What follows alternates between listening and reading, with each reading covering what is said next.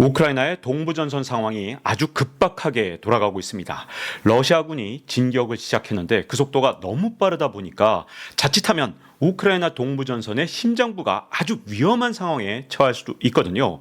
지금 서방의 군사정보기관에 따르면 지금 그 심장부의 8km 앞까지 러시아군이 진격해왔다고 합니다. 근데 제가 이런 얘기를 할 때마다 예상 댓글이 있어요. 러시아 언론만 믿고 쓰냐? 이렇게 하실 텐데 저는 서방 언론을 기반으로 하고 있습니다. 자, 8월 30일 파이낸셜 타임스의 기사입니다. 제목이 뭐냐면 젤렌스키 러시아의 동부 방어선이 뚫리면서 비난에 직면했다, 이런 얘기인데 그 내용을 보면 쿠르스크 처음 급습했을 당시에 8월 6일자죠. 이때만 해도 우크라이나 사람들은 이 같은 도박이 성공하기를 정말 진심으로 바랬다고 합니다.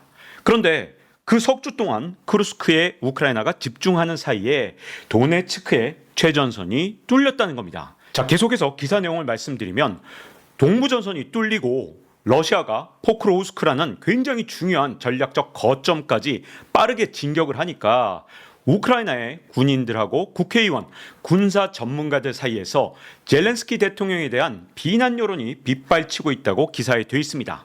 그리고 전투 경험이 많은 병력 수천 명을 쿠르스크 작전에 투입하면서 우크라이나의 특히 중요한 이 포크로우스크의 방어력이 약화됐다고 꼬집고 있습니다. 그러면 우크라이나 전체 지도를 놓고 현재 전황을 말씀드리면 현재 우크라이나군은 이 수미 지역을 통해서 러시아 쪽으로 진격을 했죠. 그래서 쿠르스크의 일부분을 점령했습니다.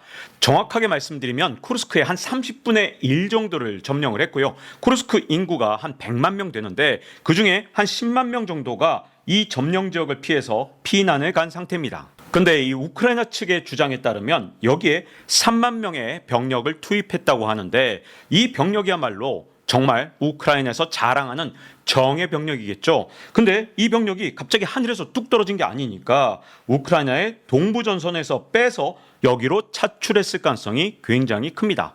이 정예 병력이 빠지니까 이제 러시아가 이 동부전선에서 진격을 하고 있는 그런 상황입니다. 그래서 러시아가 노리고 있는 두 지역이 있는데 그게 바로 토레츠크 방향이고 두 번째가 포크로우스크 방향입니다. 우크라이나가 러시아 본토를 공격한 날은 8월 6일입니다. 이때만 해도 러시아가 우왕좌왕했던 거 맞아요. 어떻게 할지 몰랐거든요. 그래서 8월 10일까지의 전황을 보면 토레츠크 방향으로 제대로 진격을 하진 않고 있었습니다. 그런데 8월 30일 전황은 완전히 달라졌죠. 이 노란색이 러시아가 새로 점령했다고 주장하는 지역이고요.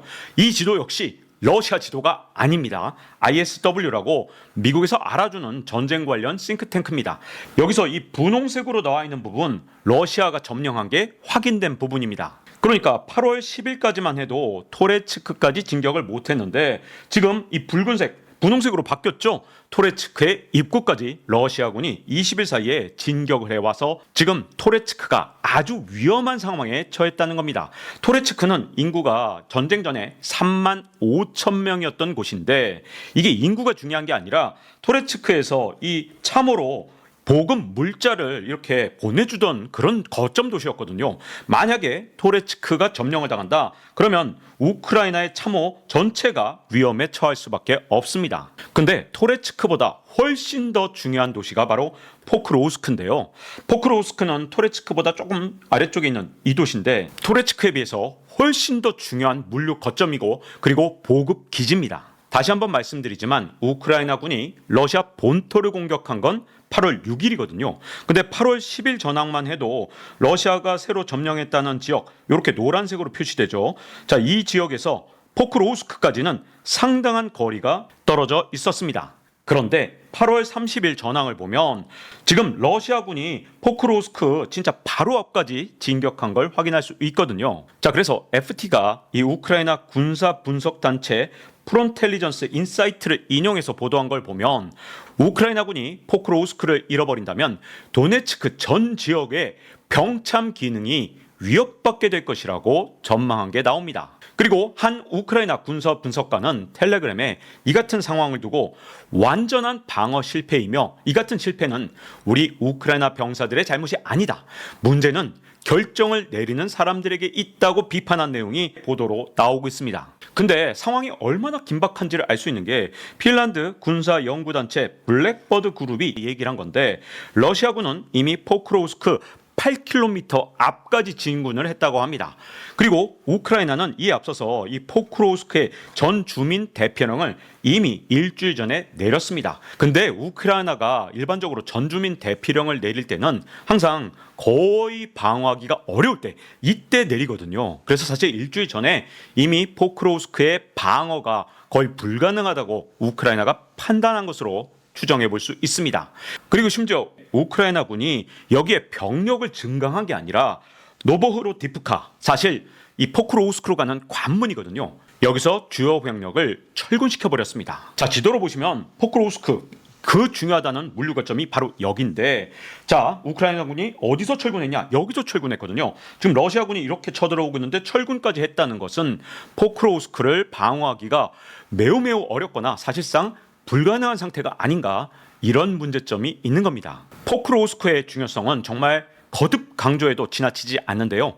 인구 6만의 도시인데다가 물류 거점이죠. 자, 보시면 도로, 철도 이런 것들이 쫙 다 연결되어 있습니다. 그래서 우크라이나 전선의 참호, 여기에 군수 물자를 대주는 가장 중요한 도시 중에 하나거든요.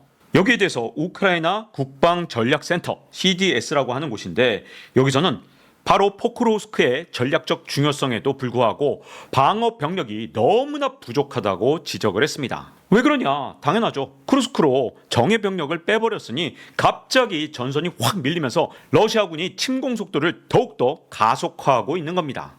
그래서 우크라이나 언론인 아세이프는 이 현장에 있는 언론인이라고 하는데요. 현장의 군인들도 명백히 아는 문제를 우크라이나의 고위 지도부가 이해하지 못해서 이런 일이 일어났다며 이제는 잘 철수하는 게 우리가 할 수 있는 마지막 노력이다, 이런 말까지 했습니다. 포크로우스크를 이 지도에서 표시하면 여기쯤 있는 건데요. 이 거점 도시가 뚫리면 이 방어선 전체가 다 흔들릴 수밖에 없는 아주 중요한 전략적 거점이라서 앞으로 우크라이나가 도네츠크의 남은 지역을 제대로 방어할 수 있을지 굉장히 우려되는 상황에 처해 있다고 할 수 있습니다. 이제 우크라이나의 선택, 그 중에 하나가 이 수미 지역을 통해서 이렇게 러시아로 공격해 들어간 우크라이나의 정예병을 철군시켜서 다시 동부전선으로 투입할 것이냐, 이게 정말 쉽지가 않습니다. 왜냐하면 이 지역에서 철군을 일단 시작한다. 그러면 러시아가 이 철군에 가는 그런 우크라이나의 정예병의 뒤를 치겠죠. 그래서 이 철군하는 것도 쉽지가 않은 데다가 만약에 수미 지역까지 철군을 했다 하더라도 지금 우크라이나의 철도망, 도로망이 너무나도 파괴되어 있기 때문에 동부 전선까지 제때 이 병사들을 옮길 수 있는지 이것조차가 확실하지가 않습니다. 그래서 앞으로 우크라이나한테 너무나도 중요한 순간이 앞으로 한두 달 사이에 올 것 같고요. 그러면 보나마나 우크라이나는 러시아 본토로 에이테크스 같은 미국의 무기를 사용하게 해달라고 더욱더 바이든 대통령한테 매달릴 가능성이 굉장히 높습니다. 근데 이게 문제점은 미국의 대선까지도 영향을 줄 수 있기 때문에 아마도 바이든 대통령의 고민이 너무나도 커져갈 수밖에 없을 것 같습니다. 문제는 미국 대선 전에 만약에 동부전선에서 문제가 생긴다. 이게 또 세계적으로 그리고 미국의 정치에 어떤 영향을 미칠지 좀 지켜봐야 될 것 같습니다. 이제 이렇게 동부전선이 진짜로 뚫리고 나니까 우리나라 언론도 이제 실제로 일어난 일들을 보도하기 시작했습니다.